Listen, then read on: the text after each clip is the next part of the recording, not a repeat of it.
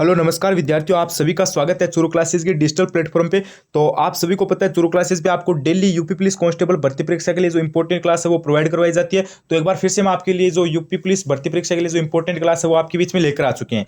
तो अगर आपने अभी तक चैनल चूरू क्लासेस को सब्सक्राइब नहीं करके तो चैनल को सब्सक्राइब जरूर कर लेना भाई, क्योंकि चैनल चूरू क्लासेस पे आपको यहाँ पे यूपी पुलिस कांस्टेबल भर्ती परीक्षा के लिए जो निःशुल्क तैयारी है वो करवाई जा रही है। डेली आपको क्लासेस मिल रही है, रीजनिंग की क्लास मिल रही है, मैथ की क्लास मिल रही है, जीके की क्लास मिल रही है और यहाँ पे आपको हिंदी की क्लास मिल रही है। चैनल को सब्सक्राइब कर देना और मेरा वादा है आपसे एग्जाम से पहले आपको पिछले एक साल का संपूर्ण जो आपका उत्तर प्रदेश का करंट अफेयर है वो करवाया जाएगा। इसलिए बोल रहा हूँ चैनल को सब्सक्राइब अभी के अभी कर लो, ठीक है। जो सब्सक्राइब बटन दिख रहा है उसको दबा लो, क्योंकि यहाँ पे आपको बिल्कुल निःशुल्क तैयारी करवाई जाएगी एकदम सिलेक्शन वाली। और एग्जाम से पहले आपको संपूर्ण आपका जो करंट अफेयर है वो करवाया जाएगा, संपूर्ण हिंदी का रिवीजन करवाया जाएगा, संपूर्ण मैथ रीजनिंग और जीके का रिवीजन करवाया जाएगा। करना क्या, चैनल को सब्सक्राइब कर देना है डेली इंपॉर्टेंट क्लास के लिए और बाकी की क्लास के लिए। तो आज की इस क्लास को स्टार्ट कर लेते हैं, ज्यादा कुछ देरी नहीं करेंगे। देखो आप विद्यार्थियों क्लास तो देखते हो लेकिन सब्सक्राइब नहीं करते हो, तो मेरा आप सभी से निवेदन है एक बार सब्सक्राइब करना।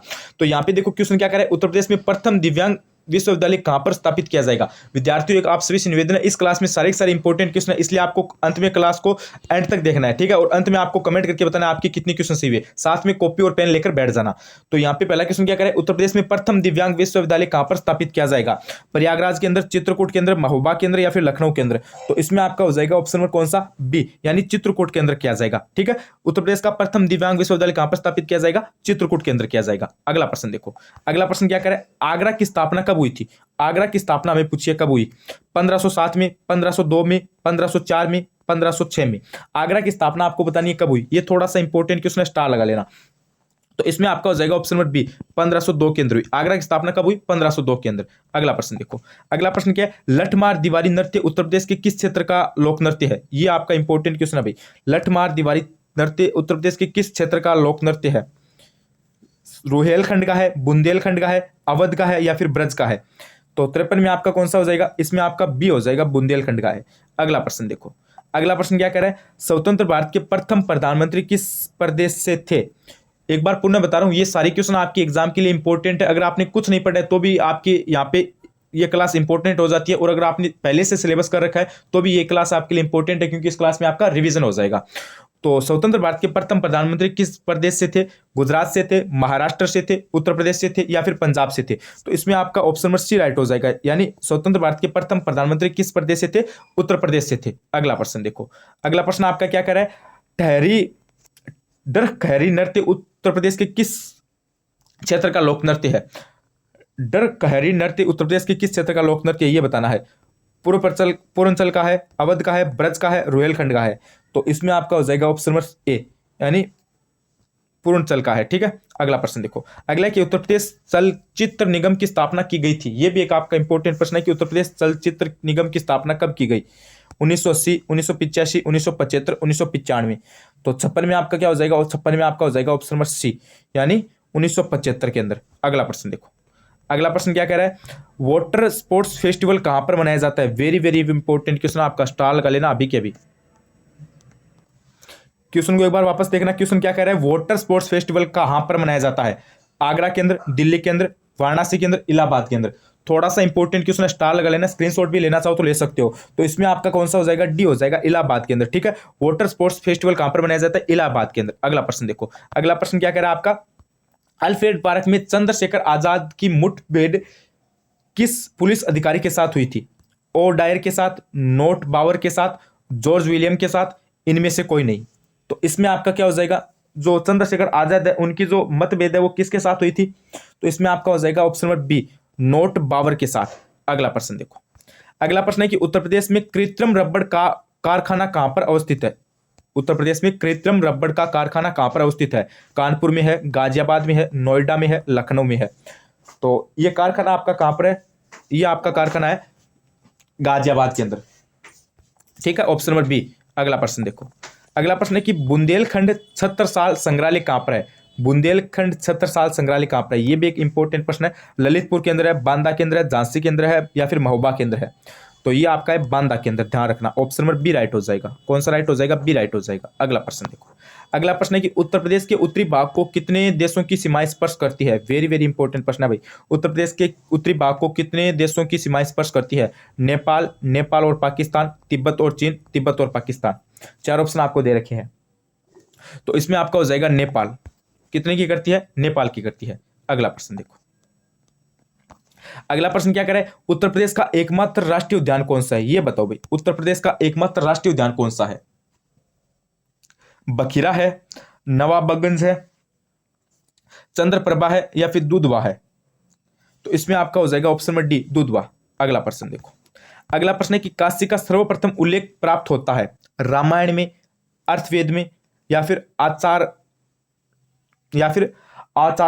सूत में, या फिर महावस्तु में? तो इसमें आपका कौन सा हो जाएगा? इसमें आपका हो जाएगा ऑप्शन नंबर बी, यानी अर्थवेद में। अगला प्रश्न देखो। अगला प्रश्न क्या है? किस वर्ष उत्तराखंड उत्तर प्रदेश से अलग हुआ था? किस वर्ष उत्तराखंड उत्तर प्रदेश से अलग हुआ था? 9 नवंबर 2000 को, 12 जनवरी 1964 को, 7 अगस्त 1999 को, 14 मार्च 1975 को? तो किस वर्ष हुआ था हमें ये बताना है। तो इसमें आपका कौन सा राइट हो जाएगा? 64 में आपका ऑप्शन नंबर ए राइट हो जाएगा। 9 नवंबर 2000 को उत्तराखंड उत्तर प्रदेश से अलग हुआ था, अलग होकर राज्य बना। अगला प्रश्न देखो। अगला प्रश्न है उत्तर प्रदेश का नाम उत्तर प्रदेश कब पड़ा था? ये आपका वेरी इंपॉर्टेंट प्रश्न है भाई। उत्तर प्रदेश का नाम उत्तर प्रदेश कब रखा गया या फिर कब पड़ा था? 26 जनवरी 1950 को, 24 जनवरी 1950 को, 14 फरवरी 1950 को, 16 फरवरी 1950 को? कब हुआ था ये बताना है हमें। उत्तर प्रदेश का नाम उत्तर प्रदेश कब पड़ा? तो 65 में आपका हो जाएगा ऑप्शन नंबर सी, यानी 14 फरवरी 1950 को। कब रखा गया? 14 फरवरी 1950 को रखा गया। डेट भी आपको ध्यान रखनी है। अगला प्रश्न देखो। उसके बाद अगला प्रश्न देखिए। अगला प्रश्न क्या करे? उत्तर प्रदेश को पूर्व में किस नाम से जाना जाता था? ये आपका इंपॉर्टेंट प्रश्न है। इस पे आप अभी के अभी स्टार लगा लो। इस पे आप अभी के भी स्टार लगा लो। उत्तर प्रदेश को पूर्व में किस नाम से जाना जाता था? यूनाइटेड प्रोविंस के नाम से, आर्य प्रदेश के नाम से, अवध प्रांत के नाम से, या फिर उत्तरी प्रांत के नाम से? तो देखो, उत्तर प्रदेश को पहले किस नाम से जाना जाता था? यूनाइटेड प्रोविंस के नाम से जाना जाता था। ठीक है। और 14 फरवरी, ध्यान रखना, 14 फरवरी 1950 के बाद, 1950 के बाद क्या नाम पड़ गया? उत्तर प्रदेश, यानी यूपी। अब एक बार यहाँ पे थोड़ी सी बात को समझना। 14 फरवरी 1950 से पहले किस नाम से जाना जाता था? यूनाइटेड प्रोविंस के नाम से, और उसके बाद नाम क्या हो गया? उत्तर प्रदेश हो गया। अब आपको ऐसा भी पूछा जा सकता है कि पूर्व में किस नाम से जाना जाता था, या फिर आपको ऐसा भी पूछा जा सकता है कि उत्तर प्रदेश नाम कब रखा गया। ठीक है, दोनों क्वेश्चन आपके लिए इंपॉर्टेंट है। अगला प्रश्न देखो। अगला प्रश्न क्या है? क्षेत्रफल के अनुसार उत्तर प्रदेश का देश में कौन सा स्थान है? क्षेत्रफल के अनुसार उत्तर प्रदेश का देश में कौन सा स्थान है? पहला है, दूसरा है, तीसरा है, चौथा है? पहला तो किसका है? पहला तो राजस्थान का है। पहला स्थान तो किसका है? राजस्थान का है। अभी हमें पूछा किसका है? उत्तर प्रदेश का पूछा है। तो उत्तर प्रदेश का कौन सा स्थान है?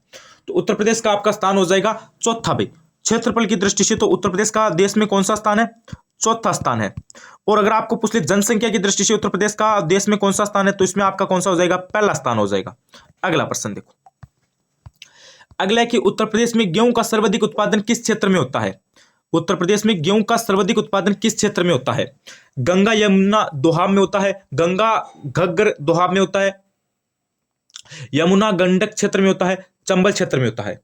तो इसमें आपका हो जाएगा ऑप्शन नंबर बी, यानी गंगा घग्गर दोआब में होता है। अगला प्रश्न देखो। अगला है कि उत्तर प्रदेश का सबसे छोटा जिला कौन सा है? ये देखो इंपॉर्टेंट प्रश्न है भैया आपका। उत्तर प्रदेश का सबसे छोटा जिला कौन सा है? महोबा है, चित्रकूट है, हापुड़ है, अमरोहा है? कौन सा है उत्तर प्रदेश का सबसे छोटा जिला? तो 69 में आपको बताना है। तो इसमें आपका हो जाएगा हापुड़। सबसे छोटा जिला कौन सा है? हापुड़ है। अगला प्रश्न देखो। अगला कि उत्तर प्रदेश का सबसे बड़ा जिला कौन सा है? पहले तो छोटा पूछा, अभी बड़ा पूछा है। लखीमपुर खीरी है, इलाहाबाद है, लखनऊ है, रायबरेली है?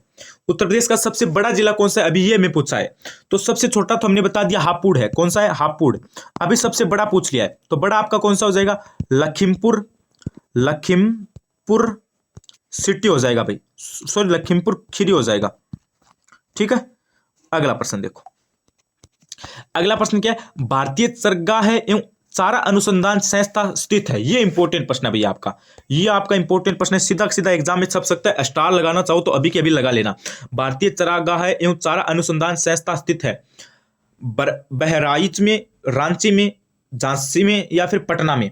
तो 71 में आपका हो जाएगा ऑप्शन नंबर सी, झांसी केंद्र है। कहां पर है? झांसी केंद्र। अगला प्रश्न देखो, अगला प्रश्न है उत्तर प्रदेश पंडित दीनदयाल उपाध्याय पशु चिकित्सा विज्ञान विश्वविद्यालय एवं गो अनुसंधान संस्था स्थित है। ये देखो भाई, यहां से दो टाइप के क्वेश्चन आपके बनते हैं, थोड़ा सा इंपॉर्टेंट क्वेश्चन है, एक बार अच्छे से समझ लेना। उत्तर प्रदेश पंडित दीनदयाल उपाध्याय पशु चिकित्सा विज्ञान विश्वविद्यालय एवं गो अनुसंधान संस्था स्थित है।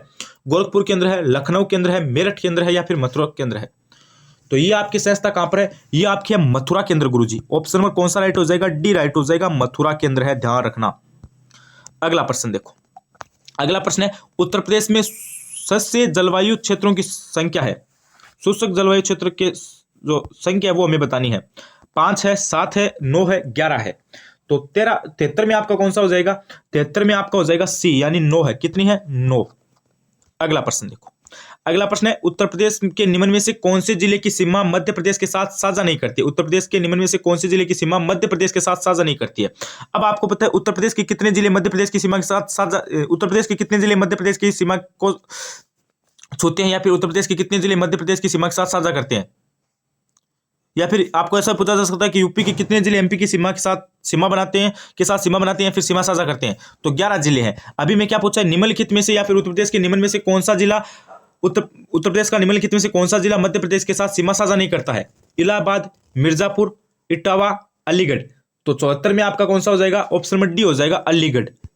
निम्नलिखित में से कौन सा नहीं करता है? अलीगढ़ नहीं करता है। और बाकी के ऊपर के जो तीन है ना, इलाहाबाद, मिर्जापुर, इटावा, ये तीनों करते हैं। अगला प्रश्न देखो, अगला है कि निम्नलिखित में से कौन सा नगर गंगा के किनारे स्थित नहीं है? ये बताओ, निम्नलिखित में से कौन सा नगर गंगा के किनारे स्थित नहीं है? कानपुर, वाराणसी, आगरा, गढ़ मुक्तेश्वर। तो कौन सा नहीं है ये बताना है। 75 में आपका हो जाएगा आगरा। निम्नलिखित में से कौन सा नगर गंगा के किनारे नहीं है? तो इसमें आपका हो जाएगा आगरा। अगला प्रश्न देखो, अगला प्रश्न क्या है? उत्तर प्रदेश के किस नगर को पित्तल नगरी कहा जाता है? वेरी वेरी इंपॉर्टेंट प्रश्न, आज की क्लास का सबसे ज्यादा इंपॉर्टेंट क्वेश्चन यही है। इस पे आप ट्रिपल स्टार लगाना चाहो तो ट्रिपल स्टार अभी के अभी लगा लो भाई। उत्तर प्रदेश के किस नगर को पित्तल नगरी कहा जाता है? फतेहपुर को, मुजफ्फरनगर को, मिर्जापुर को, मुरादाबाद को। तो 76 में आपका कौन सा हो जाएगा? 76 में आपका हो जाएगा गुरुजी option number D right, D right हो जाएगा, मुरादाबाद को। पित्तल नगरी किसे कहा जाता है? मुरादाबाद को कहा जाता है, ध्यान रखना, मुरादाबाद। अगला प्रश्न देखो, अगला प्रश्न क्या करे? उत्तर प्रदेश में हीरा किस जिले में निकाला जाता है? क्वेश्चन क्या है? उत्तर प्रदेश में हीरा किस जिले से निकाला जाता है? बांदा से, हमीरपुर से, जालौन से या फिर ललितपुर से? तो स्वतंत्र में आपका हो जाएगा ऑप्शन नंबर ए, बांदा से। कहां से निकाला जाता है? बांदा से निकाला जाता है, ध्यान रखना। अगला प्रश्न देखो, अगला है कि भारत में प्रोजेक्ट टाइगर प्रारंभ किया गया था। भारत में प्रोजेक्ट टाइगर प्रारंभ किया गया था, इंपॉर्टेंट क्वेश्चन है, स्टार लगा लो अभी के अभी। 1970 में, 1973 में, 1981 में, 1984 में। कब किया गया था?